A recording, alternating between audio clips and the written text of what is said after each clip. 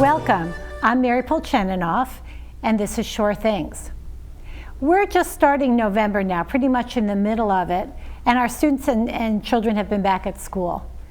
Today's guest will help talk about what the students and the children are experiencing, as well as what we can do as community members, moms, dads, and grandparents to help support those children as they do face the challenges of going back after the pandemic.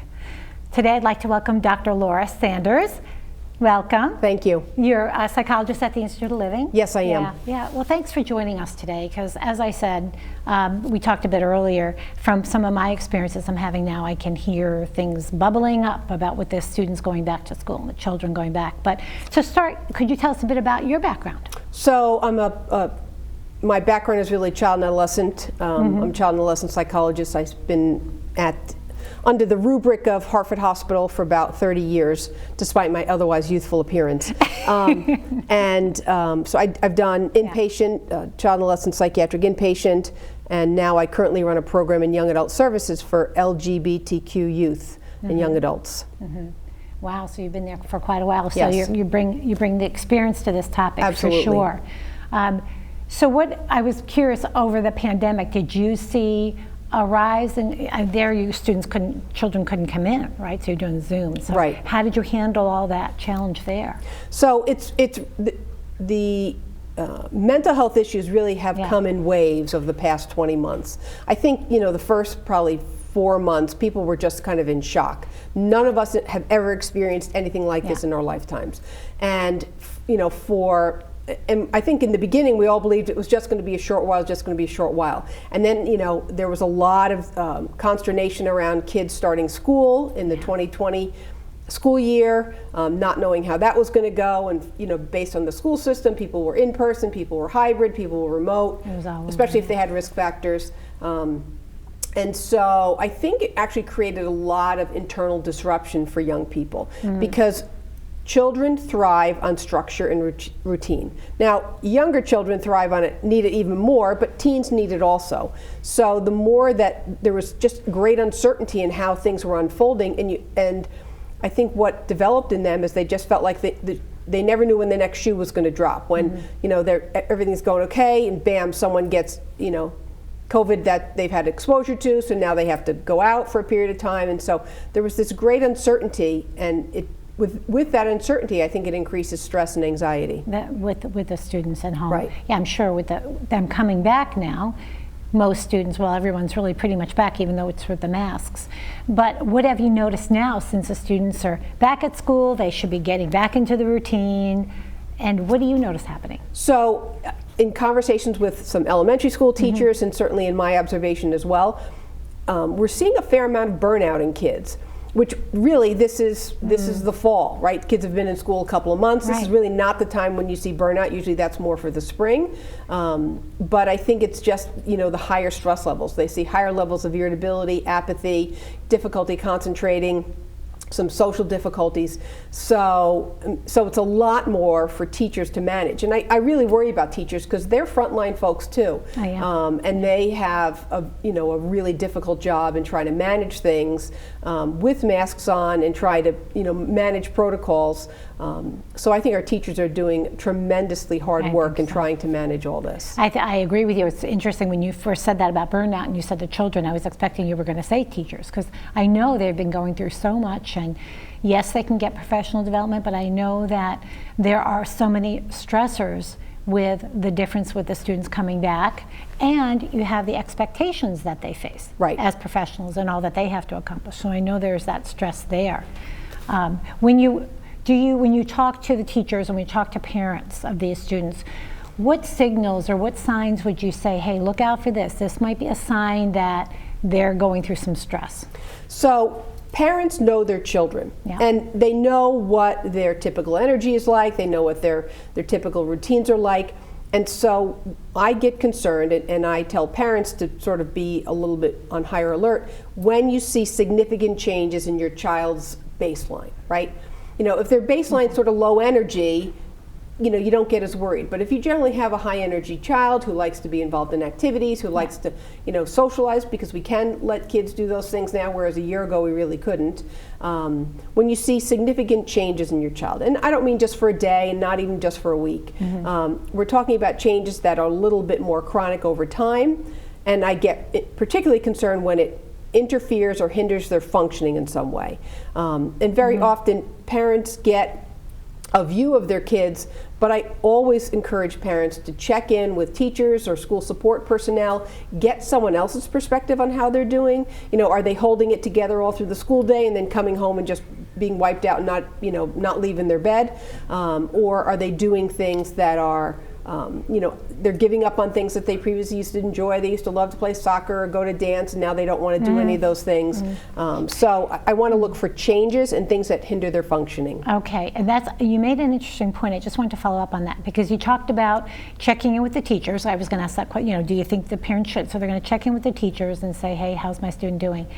So what if the teacher says, oh, hey, I don't even know why you're checking in. Johnny's doing great. But mom at home is saying, Johnny's complaining about this, this, and this. So there's three major areas in the life of a child, right? There's school, there's home, and there's social and friends. So what you want to look at is how are they functioning in all of those areas. It's not necessarily a bad thing that they are managing their energy in one setting and not able to manage it in another setting. That's probably their safe space or their safe zone. But it's when it crosses over, so now they're doing okay in school, but at home they just are not themselves, and they haven't wanted to go out and play, they haven't wanted to go to soccer practice, they haven't wanted to go to dance, they haven't wanted to do their activities. So that's now two major areas where their functioning is inhibited or changed in some way. So I mean, it's not uncommon that kids will put energy into one area and then just not have any energy for the rest. But that's overall concerning, because that means two major areas of their life they're not functioning in a way that they had functioned in the past or have functioned more typically. That's a big change. That would be a big change for them, yeah. So that would be one of the signs a parent could look for if they're seeing that impact in different areas, to reach out for some type of support. Yes, and I just think it's really helpful to get corroborating information, right? Because you have one perspective as a parent in your home, but to get that corroborating information can be really helpful. Right. So, and if the parent reaches out, as I said, and the teacher's saying, no, it's all good here, and the parent may be experiencing something there at home, it could be, as you said, it could be their safe space. Yeah. It could be something that the parent just has to perhaps tweak or listen to the child more to see where that child might be headed with that. Do you actually do group sessions with children and adolescents? Right. Or? So it really is based on what they need. The hard part right now is that most anyone practicing individual therapy, whether it's in a community health center or in private practice, is booked full, right? Because if there's one positive thing that has come out of this global pandemic, it is a greater focus on that mental health is equally as important as physical health. Because I think that what we've seen with the limitations and the changes is there's been a lot more discussion around mental health. We're just starting to strip away some of the stigma around saying I have anxiety, or I have depression, or I've experienced trauma, right? So we're starting to strip away some of that stigma and talk more openly. So if any of my friends and colleagues that I talk to, referrals are off the charts. People have wait lists. I mean, there's just not enough providers right now because people are seeking help and support. Which is a good thing, as you said. It's a very good thing. Because that knowledge is out there. It's a very good thing. And but it just makes me, I feel the concern for those children then, like you said, as they're going through those changes and that stress.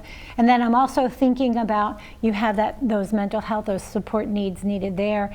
And in the classroom, then you have the teacher with all their mandates and expectations as well. So that's got to be also such a factor on both the teachers and the students with those expectations. Yeah, I really do worry about teachers because I think especially the younger kids, elementary school age kids, early middle school age kids, I mean, they don't learn well by Zoom. They don't learn well remotely. And and I think everyone did the best job that they could. I mean, this is not faulting anyone, but the kids are back in school. I think they have significant gaps in their knowledge. That causes them to have increased anxiety. It causes the teachers greater angst.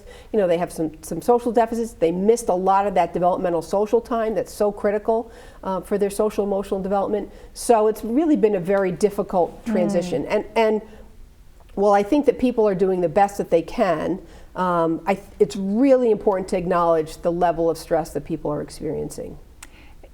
Given that we have to really acknowledge that stress, what advice do you give parents when they're trying to deal with that? Again, they have their anxiety that, okay, Johnny will maybe catch up, but meanwhile, he's got these expectations on him for academics.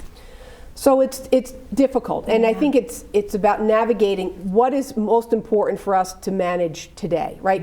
So when you're in a situation like this, or when you're in high stress situations, when you look too much to the future, it becomes absolutely overwhelming. Like, I don't know what's going to happen in the winter and the spring, right? Years ago, I'd say, okay, well, generally this is how the winter will go and this is how the spring will go, but we're in such uncertain times that we need to refocus on what do I need to do today to help myself and help my children, right? So it's, what do we need to do to get through today? So, which is not necessarily a bad thing, right? Refocusing yourself on the here and now is what we call grounding, right? Yeah. So worrying too much about the future, of which none of us have any control over, can really be very detrimental. So bringing us back to the here and now, even for teachers, they have so much pressure on them, but what do we need to do now, or what do we need to do by the end of the week, or what do we need to do this week to get through this? And so it's keeping that shorter focus, what you do and don't have control over, and being clear about that. I think that's what's most helpful. It's interesting that when you're saying that, I'm picturing being at home at the breakfast table with kids and thinking that would be a sigh of relief to know, as you said, I'm not worried about next week or next month or whatever, but we have today, and as you said, pinpointing it and focusing it to what do we have control over to get through that. That's very interesting. I'm sure too there must be care tips to give for teachers and parents as well to take care, because there is so much stress going on. There is so much stress, and it's finding those little pockets of time where you can take care of yourself, and that might mean, when you first come home from work, giving yourself just 10 minutes quiet time, 10 minutes space before you start all the next tasks and chores. So the more you can sort of take some space for yourself, I know it's extremely hard in these very busy times, but it's so critical, because without that little bit of peace, without that few minutes to take some deep breaths and help yourself ground, what do I need to do next? I'm just going to spend a few minutes, I'm going to relax, and then what do I need to do? And relaxing doesn't mean, sliding through social media, Instagram, TikTok, or wherever else, because those are not healthy ways to distract yourself. Okay, we're going to take a short break, and when we get back, we're going to talk more about the social media and the influence on our families. Be right back. What rhymes with great? Participate. Where does greatness start? Here, in the classroom. On the stage. In the pool. On the field. Where will your greatness take you? To better grades. To more friends. Yeah! Be great. Participate!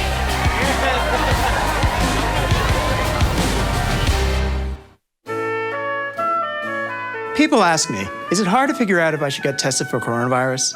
Well, as a professor, I love giving a pop quiz. Are you experiencing fever, chills, cough, shortness of breath, fatigue, or body ache? Well, then coronavirus testing is available without a referral, and it's the best way to protect yourself and your family. It actually reminds me of Plato, who once said, "The price good men pay."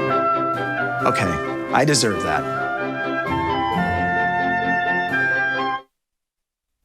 Hi, welcome back to Sure Things.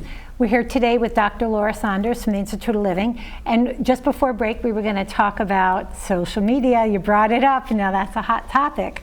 So I'd like you to talk about that, the influence on families and children, and what you're noticing. And Right. So let's look at this from the perspective of the last 20 months, right? In the beginning, I think we were all threw our hands up in the air and we just said, do whatever you need to do to get through the day, right? Absolutely, Kids, absolutely. however good districts were, some districts were great at coming into remote learning. Some districts actually took a while.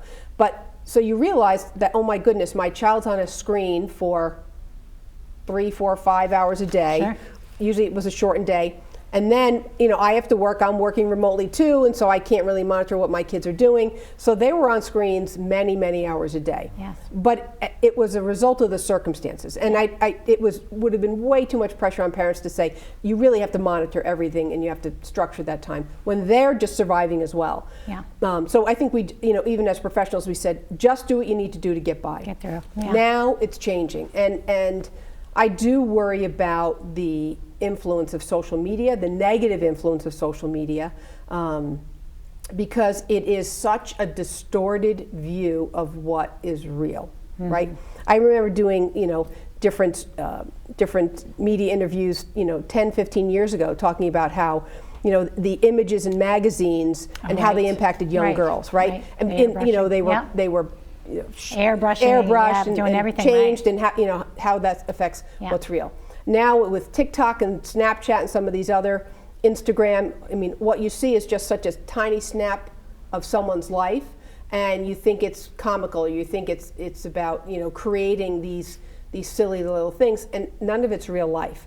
And I really worry about young people who are not able to, because of anxiety, because of all the losses and changes, actually have real life social interactions, or as the young people say, IRL, in real life. Oh, you're kidding me. There's a shortcut for that too. Yes. In real life. IRL, right. Okay. And whereas, when young people say, I have lots of friends, well, how often do you get together with them? Well, they're all online. One lives in London and one lives in California, right? Yeah. That's not the same quality social interaction as you would have to do when you were in school and when you were, had all these activities that you were really interacting with people. So you're saying that is really making an impact on their ability to have the face-to-face now?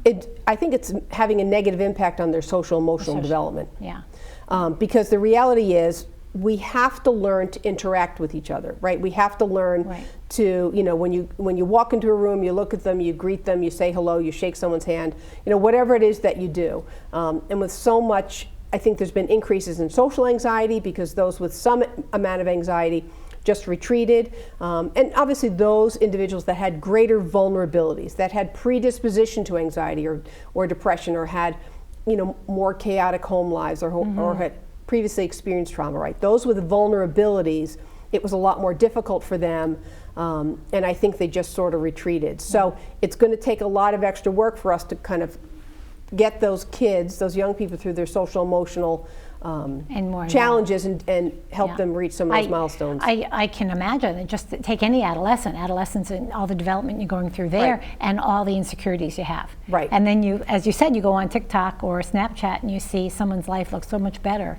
Right. It must be such a hard avenue to go through. So when you talk to parents about this, when parents come in and they're anxious because they're seeing the impact, what advice would you give parents? So the parents have that same phenomenon, right? That they're comparing their lives to other people, and they're saying, "Oh my goodness, these other people are managing all the aspects of their lives." So the phrase that I've been using a lot lately, and actually have it on a little sticky note on my own computer: social comparison is the thief of joy. Social comparison is the thief of joy. So the more we compare ourselves to our neighbor, to our, to whoever, to people on social media, the more we feel inadequate about ourselves. So the best thing to do is just focus on what we need to do for ourselves and our family today. What can we do to take care of ourselves? How can we maybe be a little bit healthier? Whatever we need to do. But social media is equally detrimental for the parents and adults as I think it is for the children. So when you talk about advice for the parents, then and that's making me think then, as a parent or a grandparent, you have to also, you're modeling for those children. Right. So it's screen-free time, right? We create screen-free, and from 4 to 5, it's screen-free time. I don't care what you do. I don't care if you read a book or walk outside or throw leaves around. You create screen-free times for yourself as an adult, putting your device aside, putting your phone aside. It's very hard for me. It's hard for all of us because it's become a stimulation, Yes. right? It's, if anywhere you go and you see people waiting online, what's the first thing people do when you're waiting online? You pull your phone out and just scroll through things. Right. So and what it does is it creates this kind of constant stimulation that we need to constantly be stimulated. Whereas what did we do 15, 20 years ago when you had to wait online somewhere? You just had thoughts in your head, right? And you just process things and you thought things through. And now it's all about so much distraction. So it's, I'm realistic. I'm not saying people are going to throw away their devices, but creating screen-free time, at least a little bit each day. And is that the advice? I love that advice because I think you're right. That gives people time to reflect, maybe have a conversation, do whatever. That's a challenge, but for a lot of people an hour probably would be pretty doable, right? Yeah. On their screens. The parent that also worries, though, that the child's getting negative messages that are affecting them. Yeah, there's definitely a lot of Yeah. that. And I've talked with a few different people recently about cyberbullying, right? Yes. So the effects of cyberbullying. So bullying in and of itself is a specific phenomenon, right? Bullying is threats. There's usually a power differential. It's chronic and it's ongoing. It's not just, conflict has been around since the beginning of time. It's not just mean behavior, but it's consistent, more pervasive. Right. And there's usually a power differential. Taller to shorter, older to younger, more socially adept, more socially inept. But what happens is with social media, with direct messaging and all the other things, is that if you leave the school environment, you're hopefully in your home and you feel a sense of peace and a break. But with social media and a lot of the cyberbullying, you don't get that break. It's still coming at you. So it's very worrisome and very concerning. And it's really just parents trying to do their best to send positive messages and say, is there anything going on I should know about? The trick I often encourage parents to do is because especially the older kids are more reticent to talk than the younger kids. But you find times like in the car, at meals, times where you're together and there's really not a lot of other distraction. The other tactic I frequently encourage parents to use is ask your child about their friends, right? So if you say, what apps are your friends looking at, or what, so they're which I always mean that they're actually talking about themselves, right? Right. Because the trend also applies to them. But you ask them about their friends, it gives you that. So they're a little more willing to talk about that because it's not like they're revealing anything about themselves, although really they're revealing things about themselves. So that's interesting. I hadn't heard that. Yep. Ask about their friends. Ask what about their their friends friends are doing. Yep. Okay, that's a very interesting one. And I loved the part about in the car because I had heard that a while back, and it really is. Especially, I felt that, and the feedback I've gotten from other teachers that I've worked with is with their sons. In the car, it seems like you can have that conversation. They don't feel put on the spot, per se, if you have to have something. And that actually, if you think about it, in the car, a direct conversation, if you are someone that gets easily overwhelmed, directly facing someone can be overwhelming. But when you're in your car, you're both facing forward. So there's not even that visual, that on the spot, right? So you both are facing forward. You can talk, and it's not as intense. I think dinner is a good time to try to do some of that also, but I don't like highly stressful conversations at dinner. Dinner's hard too. So holidays are coming up. Do you notice, or do you have advice for some of the people at this point of time when they're facing the family gatherings? So many people did not get to do any family gatherings last year, and that was, I think, a real loss for a lot of folks. So obviously people have to still follow guidelines, but hopefully people are vaccinated, because the more people we get vaccinated, the better this is going to get. But the taking the time to really enjoy what you're doing and enjoy people and relish that social connection, because never in my lifetime did I think I wouldn't be able to spend holidays with family. So it's trying to be a little bit more mindful, have a sense of gratitude. There's actually a body of research that says if we can take a few minutes each day to find things that we feel grateful for, it actually improves our mood. So creating that sense of gratitude in general. holidays can be more stressful, and I really worry about those families that are going through financial difficulties and that are having relational difficulties. So I worry about those more at-risk individuals, but trying to find small ways to connect with people. And if you have a neighbor that you haven't seen in a while, check in on them. I mean, do small things to create that sense of connection during these times. Yeah, I think that's really powerful, and that really supports what you'd said even earlier, again about staying present in the moment, right, and grounding yourself. So even that celebration might look different, or perhaps you are with everybody else again, which would be great.